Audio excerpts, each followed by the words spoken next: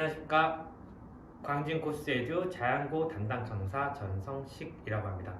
우선 이 영상은 자양고 이번 중간고사 내신이 어떻게 나왔는지에 대한 리뷰를 먼저 말씀드리고, 그 다음에 기말고사는 또 어떻게 대비해야 되는지에 대해서 말씀드리고자 이 영상을 제작하게 되었습니다.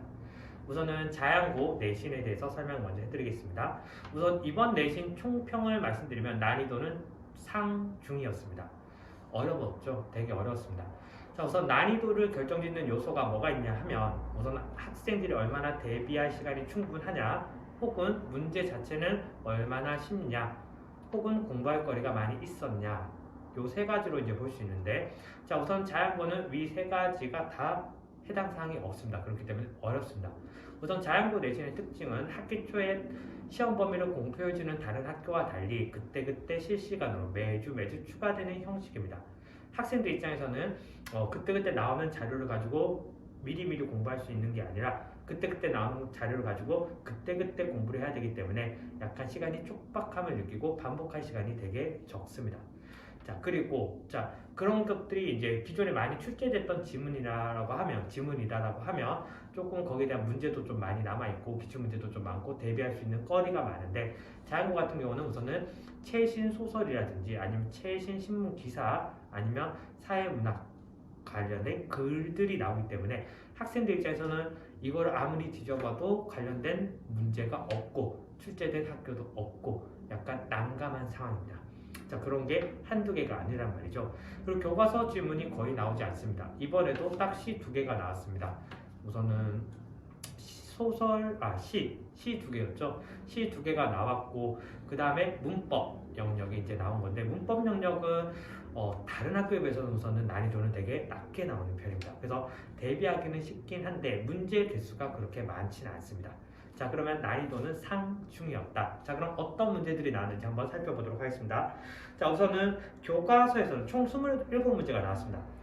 자, 우선 문학 표현 페이지를 되게 많이 주셨는데 딱 한 문제 나왔습니다. 자, 그 다음에 자화상 첫사랑 교과서 지문인데 딱 섞어서 4문제가 나왔습니다. 총 한 작품당 두 문제라고 보시면 될 것 같고, 그 다음에 문법 문제입니다. 의문의 변동 6문제가 나왔습니다. 그래서 교과서 편에서 나온 문제 수는 11문제고 전체 한 3분의 1 정도 조금 넘는 수준이다라고 생각하시면 될 것 같습니다. 나머지 3분의 2가 뭐냐? 외부 지문입니다. 자, 우선은 학교 프린트, 시창자에 관한 프린트를 주셨습니다. 우선은 수행평가에 관련된 프린트인데 거기서도 시험 문제를 출제를 하셨고 2문제가 나왔습니다. 그 다음에 에드워드 호퍼라는 이제 미술가죠. 최근에 이제 이슈가 된 지금 서울시립미술관에서 이제 전시회를 하고 있는 작가에 대한 글이 나왔고 거기에 대해서 2문제가 나왔습니다. 그 다음에 진로 독서에 관한 지문이 나왔는데 학교 선생님께서 프린트는 주셨습니다. 자, 근데 그 프린트 같은 경우는 제가 다른 학교 내신도 이제 맡고 있기 때문에 그리고 기존에 이제 예전에 맡았던 학교 중에서 본문에 교과서 변문에 쓰였던 작품입니다. 그래서 이제 그걸 아마 가져오셨다고 생각을 하고, 그 다음에 설공찬전이라는 아주 낯선 고전 소설에 대해서 가져오셨습니다. 그 다음에 아주 범위가 많았죠. 타클라마탄 배달 사고, 그치, 7문제가 나왔습니다. 자, 즉 절대적으로 교과서를 거의 하찮게 여기시고 그 다음에 본인들이 원하시는 그런 지문들을 시험 아이들에게 가르쳐 주시고 그 다음에 시험 문제로 내시는 스타일이다 라고 생각하시면 될 것 같고, 자, 그래서 학생들은 되게 내신을 대비하기가 곤란한 학교라고 생각하시면 될 것 같습니다. 자, 그러면 기말에는 뭐가 나올 것이냐? 기말에는 추측으로는 이제 문법이 나올 거라고 제가 예상을 하고 있습니다. 우선은 한글 맞춤법이 나올 확률이 높고 거기에 따라서 플러스 한두 개의 문법이 조금 더 나오지 않을까라는 생각을 가지고 있습니다. 물론 더해서 이번에도 외부 지문을 되게 많은 양을 내실 겁니다.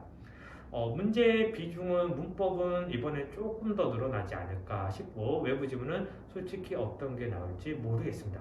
그때 그리고 매해 같은 지문이 나온 적이 없습니다. 그래서 저도 이제 그때 이제 문제를 만들고 책을 만들고 학생들을 가르쳐주고 수업 준비를 해야 되는데 학생들 입장에서도 학원을 잘 선택해야지만 이제 충분한 양의 자료를 제공받고 수업을 들을 수 있겠죠. 그래서 대비를 어떻게 해야 되냐? 자양고 같은 경우는 혼자서 대비하기가 되게 힘든 학교입니다.